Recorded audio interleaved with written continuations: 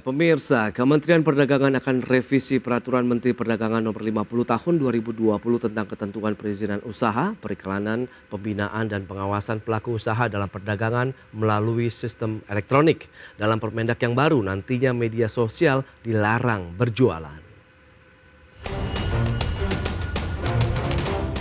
Menteri Perdagangan Zulkifli Hasan akan menaikkan revisi Peraturan Menteri Perdagangan Nomor 50 Tahun 2020 tentang ketentuan perizinan usaha, periklanan, pembinaan, dan pengawasan pelaku usaha dalam perdagangan melalui sistem elektronik. Dalam Permendak yang baru, nantinya media sosial dilarang berjualan. Zulhas mengatakan nantinya social commerce hanya diperbolehkan memfasilitasi promosi barang atau jasa. Selain itu, media sosial tidak boleh merangkap sebagai e-commerce, begitupun sebaliknya. Hal itu untuk mencegah penyalahgunaan data pribadi oleh media sosial tersebut. Social commerce itu hanya boleh memfasilitasi promosi barang atau jasa. Promosi barang jasa. Tidak boleh transaksi langsung, bayar langsung, nggak boleh lagi. Dia hanya boleh untuk promosi. Seperti TV ya. TV kan iklan boleh kan? Tapi TV kan jualan. Nggak bisa jualan. Nggak bisa terima uang kan? Nggak bisa. Jadi dia semacam platform digital gitu. Jadi tugasnya mempromosikan. Zulhas melanjutkan Permendak yang baru juga akan mengatur soal penjualan barang dari luar negeri. Minimal transaksi pembelian barang impor juga akan diatur dalam revisi Permendak tersebut. Selain itu, barang-barang impor yang dijual di e-commerce juga wajib diperlakukan sama dengan produk dalam negeri. Untuk makanan misalnya, harus ada sertifikasi halal. Dari Jakarta, Tim Liputan, IDX Channel. Ya, sementara itu Menteri Koperasi dan UKM Teten Mas Duki mengatakan sejumlah social commerce antri mau jualan di belakang TikTok Shop. Ya, karena itulah pemerintah memperketat pergerakan social commerce untuk berjualan. Pengetatan akan dilakukan melalui revisi Peraturan Menteri Perdagangan Nomor 50 Tahun 2020 tentang ketentuan perizinan usaha, periklanan, pembinaan, dan pengawasan pelaku usaha dalam perdagangan melalui sistem elektronik. Seperti diketahui, para pedagang dan pelaku UKM di Pasar Tanah Abang menjerit belakangan ini karena omset penjualan mereka anjlok parah. Para pedagang menyatakan penurunan omset terjadi setelah aplikasi TikTok Shop merajalela belakangan ini. Aplikasi tersebut membuat mereka digempur habis-habisan oleh produk impor murah. Jadi arus barang udah diatur, yang 100 nggak boleh lagi, yang di bawah $100. Kalau masih ada belum produk lokal, ya diatur nanti di positive list. Jadi boleh masih impor tapi masuk di positive list. Gitu, ya. Ya, pemirsa, untuk membahas tema menarik ini, pemerintah resmi larang sosial e-commerce. Kita sudah tersambung melalui Zoom bersama dengan Bapak Budi Primawan. Beliau adalah Wakil Ketua Umum Asosiasi E-commerce Indonesia. Selamat pagi, Pak Budi. Selamat pagi, Pak. Ya, salam sehat, Pak. Salam sehat. Baik, ramai sekali ya perbincangan terkait dengan e-commerce ini, begitu penjualan di media sosial. Nah, ini sebelum membahas lebih jauh, Anda mungkin bisa jelaskan terlebih dahulu industri e-commerce di Indonesia saat ini sudah seperti apa kondisinya? Ya, terima kasih, Pak. Jadi sebenarnya industri e-commerce atau perdagangan melalui sistem elektronik di Indonesia sudah cukup baik ya pertumbuhannya, dan juga selama pandemi kemarin kita banyak kerjasama dengan pemerintah juga untuk membantu para pengusaha Indonesia termasuk UMKM untuk bisa memperkuat bisnisnya. Sebenarnya sudah dari awal tahun, tapi pas kemarin pandemi cukup lebih intens lagi, dan terbukti kita bisa bersama-sama menghadapi krisis kemarin itu sehingga perekonomian kita bisa tetap terus berputar ya. Baik, dan kita tahu belakangan ini ramai sekali TikTok begitu menjadi perbincangan hangat ya, bahkan dari pemerintah, masyarakat, pelaku usaha, UMKM pun juga tengah mengeluhkan begitu, di mana salah satu TikTok ini juga kan raksasa media asal China masuk ke dalam e-commerce dengan fiturnya TikTok Shop. Nah, ini seperti apa? Apakah benar-benar bisa merubah peta perdagangan begitu di media sosial ataupun dunia digital begitu, Pak Budi? Oke, sebenarnya TikTok Shop dan TikTok itu kalau kita lihat ya, dan yang saya tahu itu memang dua hal yang berbeda walaupun ada di dalam satu aplikasi. Satu mereka punya izin, yang satu PSE ya, penyelenggara sistem elektronik, dan TikTok Shop yang saya dengar sudah mendapat juga surat izin usaha PMSE, perdagangan melalui sistem elektronik. Oke. Jadi kalau kita lihat memang ini fenomena baru ya, seperti kita semua ketahui kalau di ekonomi digital itu banyak inovasi dan teknologi baru yang benar-benar merubah cara kita melakukan kegiatan, baik bertransaksi, berkomunikasi dan lain sebagainya. Nah ini salah satu bentuknya kalau yang kami lihat ya. Gitu. Baik, kalau dari sisi penjualan cross border, barang-barang yang mereka tawarkan dan perjualbelikan begitu, menurut Anda bagaimana? Kalau barang impor ya, kalau kita bilang barang impor itu kan ada dua kanal ya. Yang pertama adalah kanal yang diimpor sendiri oleh importir, baik si pedagangnya maupun importir umum, lalu dijual di Indonesia, lalu oleh pedagang dibeli dan dijual lagi di toko offline ataupun online. Dan ada juga memang marketplace yang punya platform cross border seperti itu ya. Nah kalau kita lihat memang kalau yang langsung secara cross border oleh beberapa anggota IDEA juga ada, itu prakteknya sangat transparan. Kita bekerja sama dengan Direktorat Jenderal Bea dan Cukai, sehingga semua yang harus dipatuhi peraturan maupun PDRI ya, pajak dalam rangka impor pasti sudah dipenuhi dengan baik, dan produk-produknya pun bisa dikendalikan ya, kanal apa yang bisa dibuka atau tidak. Yang mungkin kita juga kurang tahu perkembangan dan pertumbuhannya adalah yang diimpor secara umum, karena itu kan terjadi di luar kanal marketplace ya, itu diimpor oleh pihak-pihak tertentu ya, oleh importir, lalu dijualnya juga bisa di mana aja, bisa di sosial media, bisa di pusat perbelanjaan offline, bisa juga tentu di marketplace gitu. Baik, tapi kalau kita lihat aplikasi-aplikasi seperti ini, apakah juga sudah memiliki perizinan untuk melakukan jual beli secara langsung? Perizinannya kalau yang di anggota IDEA tentu sudah ya, karena salah satu syarat menjadi anggota asosiasi kami adalah punya izin lokal ya, punya badan usaha lokal maupun punya izin-izin yang diperlukan. Jadi pasti sudah sesuai seperti yang diatur oleh pemerintah. Jadi kalau bicara mengenai sanksi yang perlu diterapkan begitu seperti apa? Apakah memang nanti kita perlu telusuri apakah barang-barang yang diimpor itu dilakukan secara legal atau tidak begitu Pak Budi? Ya kalau impor secara umum tentu perlu ada penelusuran ya.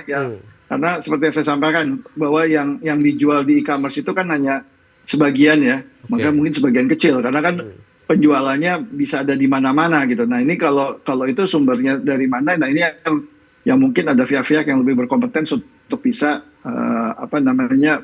melakukan tindakan pengawasan dan sebagainya.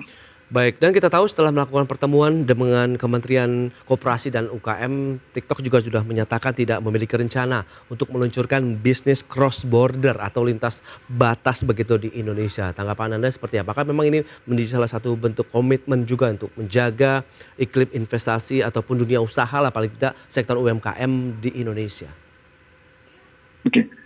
Sebenarnya kalau itu pernyataan dari TikTok mungkin itu bagian dari rencana bisnis mereka. Tapi yang bisa digarisbawahi semua anggota IDEA, Asosiasi E-commerce Indonesia, baik yang berbasis lokal maupun juga bagian dari grup internasional, tentu berkomitmen untuk sama-sama membangun ekonomi digital Indonesia, membantu pengusaha Indonesia termasuk UMKM untuk tadi bisa memanfaatkan pertumbuhan ekonomi digital Indonesia. Baik, lantas anggota dari asosiasi sejauh ini bagaimana dengan upaya ataupun langkah yang sudah ditempuh oleh pemerintah, Kementerian Perdagangan, Kemenko UKM yang akan melarang tadi bahwa social commerce ini tidak boleh melakukan transaksi secara langsung, bolehnya cuma menawarkan, mungkin promosi saja begitu. Untuk itu sebenarnya kita masih menunggu aturannya ya, karena kan kita belum menerima peraturan yang diundangkan yang sudah ditantangan. Nanti mungkin setelah kita terima, kita pelajari pasal-pasalnya, baru kita bisa melakukan tanggapan ataupun langkah-langkah yang perlu dilakukan. Tapi intinya kami pasti akan mengikuti dan mematuhi peraturan yang berlaku. Oke, mungkin langkah-langkah persiapan apa yang sudah dilakukan sejauh ini begitu oleh teman-teman asosiasi dan anggota? Ya, kami tetap melakukan bisnis model seperti yang sudah berjalan karena Oke. sesuai dengan peraturan yang berlaku saat ini masih sesuai dengan peraturan yang berlaku. Kalau terjadi perubahan, tentu kami perlu melihat lebih dalam lagi ya perubahan apa yang harus dilakukan dari bisnis model atau cara beroperasi dari anggota-anggota kami Ya. agar bisa dilakukan dengan baik dan tidak merugikan konsumen maupun penjual yang bermitra dengan kami. Ya, sejauh ini memang batasannya apa saja sih Pak Budi yang sudah disampaikan begitu dan mungkin sudah diketahui banyak pelaku usaha e-commerce sendiri begitu antara social commerce dan e-commerce, batasan-batasan yang do and don'ts-nya itu seperti apa? Sebenarnya secara resmi kita belum terima pembatasan ataupun pemisahan, bahkan definisi social commerce pun masih belum ada yang baku ya. Informasi yang kita terima masih sama dengan yang Mas terima juga ya dari media dan kita terus terang masih menunggu tadi peraturan yang sudah diundangkan kan. Dengan peraturan itulah kita bisa melakukan perencanaan untuk kedepannya. Baik, dan upaya langkah pemerintah untuk memperketat ini apakah benar bisa melindungi lah, benar-benar melindungi pelaku UMKM di Indonesia atau tidak, kita akan bahas nanti di segmen berikutnya. Pak Budi, kita akan jeda sebentar dan pemirsa kami masih akan segera kembali usai pariwara berikut ini.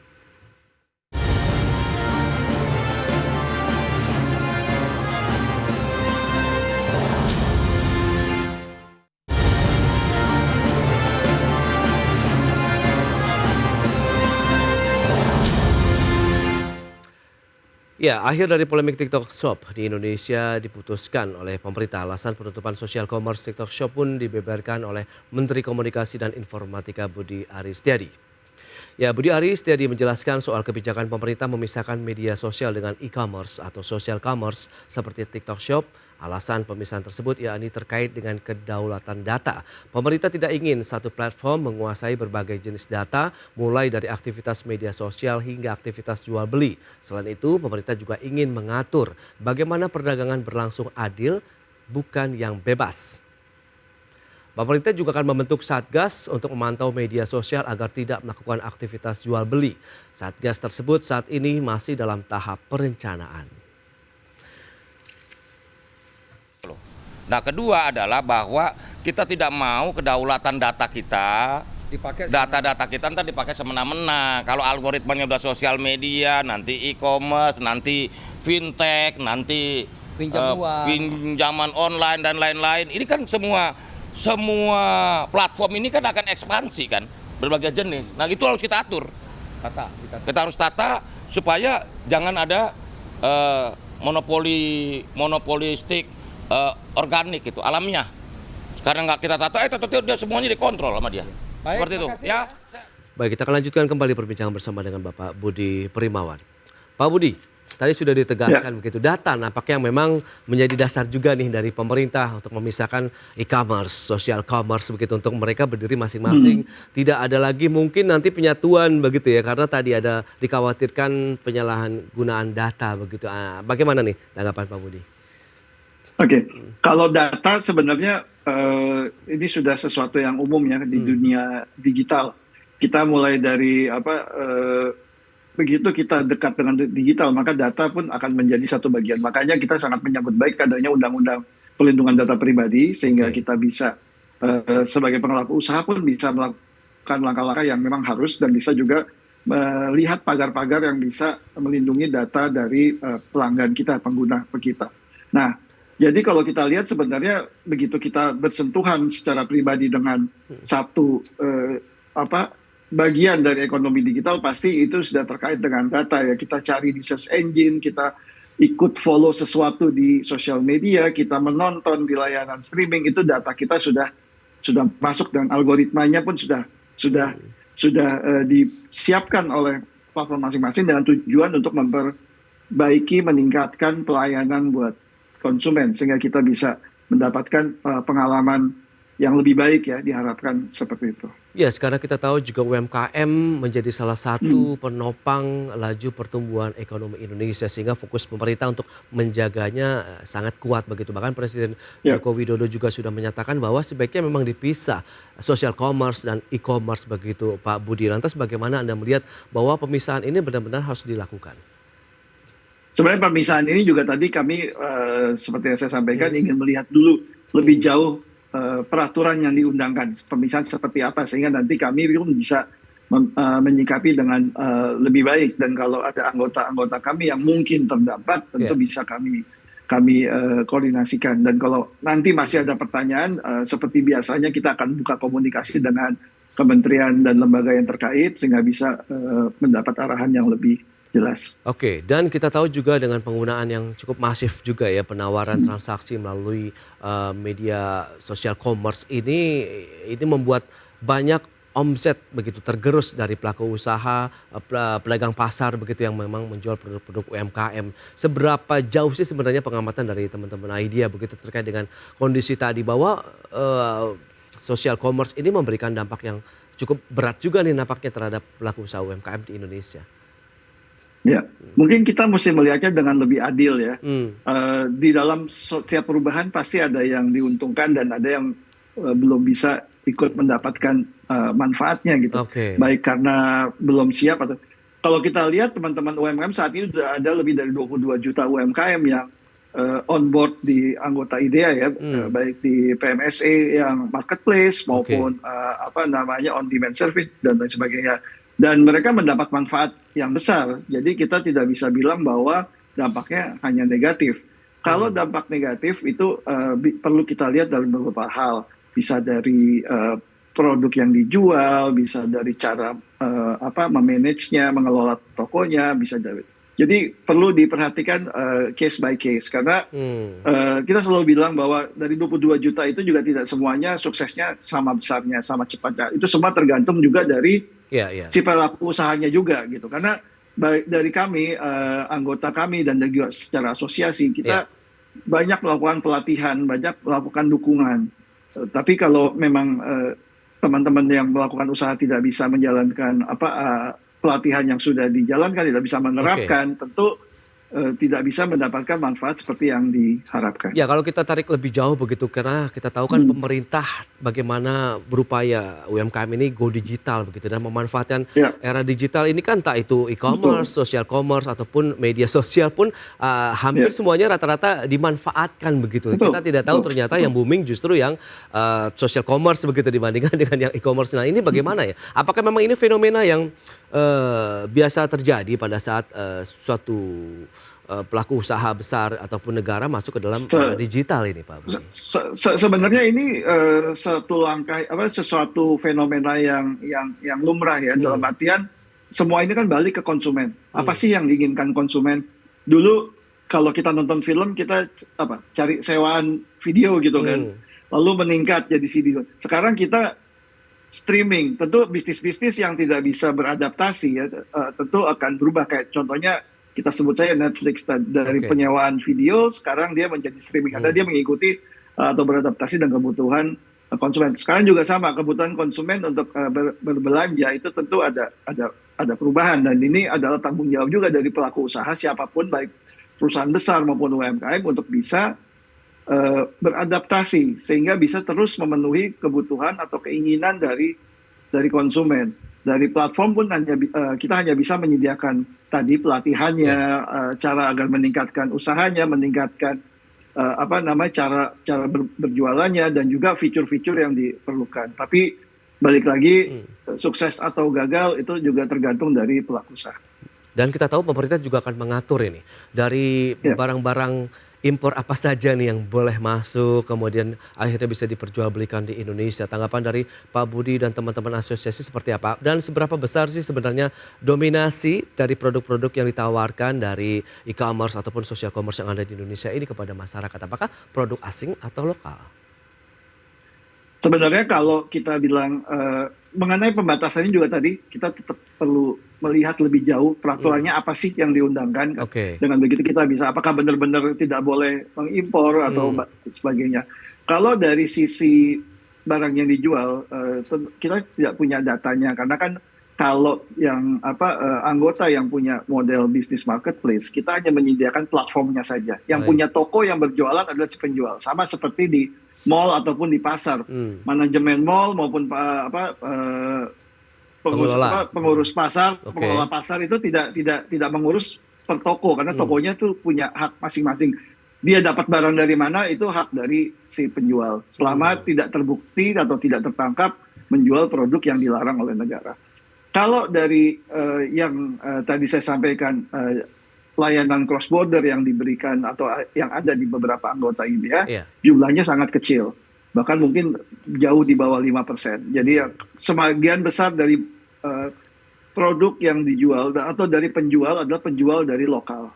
Masalah produknya itu kita tidak punya visibility dari platform karena itu tadi semua barang milik kecuali di teman-teman retail online ataupun cross border, di luar itu kita tidak tahu asal barang tersebut karena tanggung jawab dari dan hak dari penjual.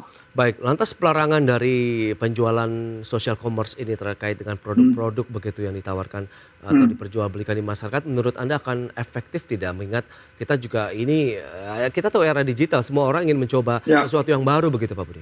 Betul. Dampaknya terus terang saat ini kita belum bisa bicara banyak ya, karena kita juga belum, tadi satu belum lihat peraturannya, yang kedua juga kita belum bisa perkirakan, tapi kalau ngelihat dari pertumbuhan dari Harbolnas yang diselenggarakan oleh IDEA ya, tahun lalu itu peningkatannya lumayan baik ya, bisa mencapai 10 triliun transaksinya. Nah ini kita berharap bahwa selama kebutuhan itu ada baik dari penjual maupun pembeli untuk melakukan transaksi di perdagangan melalui sistem elektronik, tentu akan masih baik. Dan jika satu sisi dilarang, tentu akan ada kanal lain yang masih bisa dimanfaatkan baik penjual termasuk UMKM dan juga bagi pembeli untuk mencari produk atau barang yang dicari atau dibutuhkan. Ya, kita tahu dasar daripada upaya-upaya yang dilakukan pemerintah ini, bahkan sampai Presiden Joko Widodo pun ikut juga turun tangan begitu. Anda melihat sebenarnya bagaimana upaya-upaya perlindungan yang harus dilakukan untuk menjaga kita tahu UMKM, produk-produk UMKM Indonesia begitu, sehingga benar-benar mereka menjadi raja di negeri sendiri begitu, tuan rumah di negeri sendiri.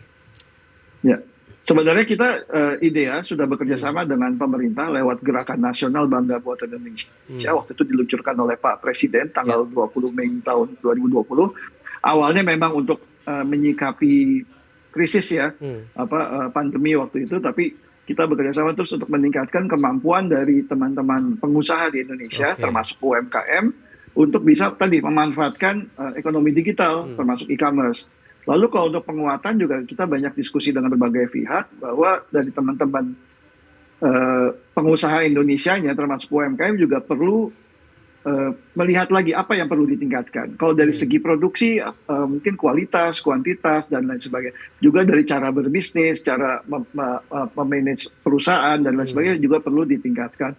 Dari pemerintah juga nanti mungkin bisa dilihat lagi, apalagi yang bisa disupport seperti pendanaan gitu. Apakah bisa meningkatkan akses kur dan lain sebagainya. Oke, memang dan masih dari kami banyak, tentu kami selalu siap membantu dengan apa yang bisa kami lakukan. Itu dia tantangan ya di era digital seperti saat ini. Di satu sisi memang memberikan keuntungan, tapi di satu sisi juga memberikan tekanan mungkin terhadap hal lainnya. Tapi kita yang perlu adalah memadukannya semuanya, ujung-ujungnya demi kepentingan nasional begitu ya Pak Budi ya, khususnya untuk pelaku UMKM di Indonesia. Pak Budi, terima kasih banyak atas waktu dan sharing yang sudah Anda sampaikan kepada pemirsa pada hari ini. Selamat melanjutkan aktivitas Anda kembali. Salam sehat Pak Budi.